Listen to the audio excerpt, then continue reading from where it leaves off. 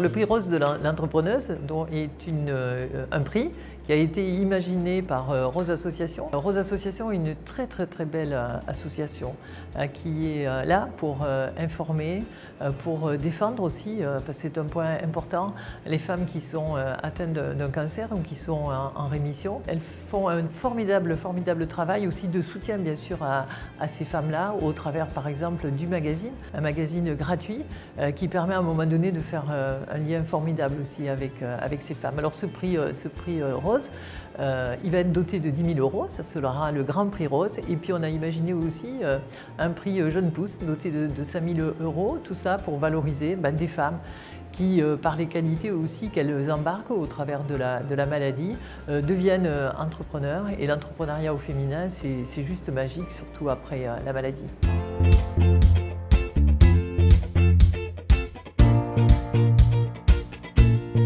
Alors pour deux raisons essentielles. La première, nous travaillons beaucoup sur l'entrepreneuriat au féminin.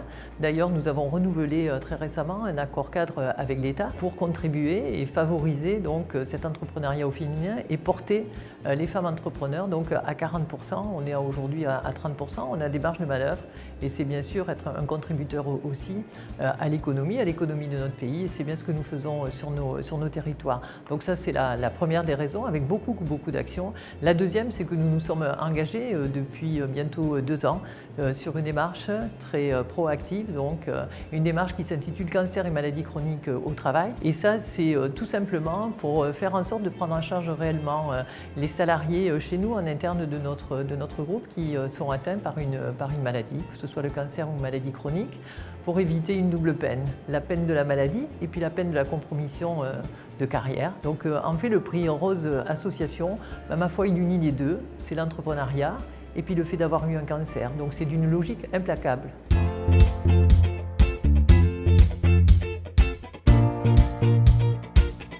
Je vais dire tout simplement, j'ai été bluffé. J'ai été bluffé par l'inventivité, la créativité de ces femmes, avec forcément des qualités, de très belles qualités qui sont révélées au cours d'une maladie, le courage, la persévérance, l'envie aussi, l'envie de se rendre utile et de se rendre utile par rapport à sa propre expérience. Donc ça, c'est déjà le premier point qui caractérise, je dirais, l'ensemble des dossiers.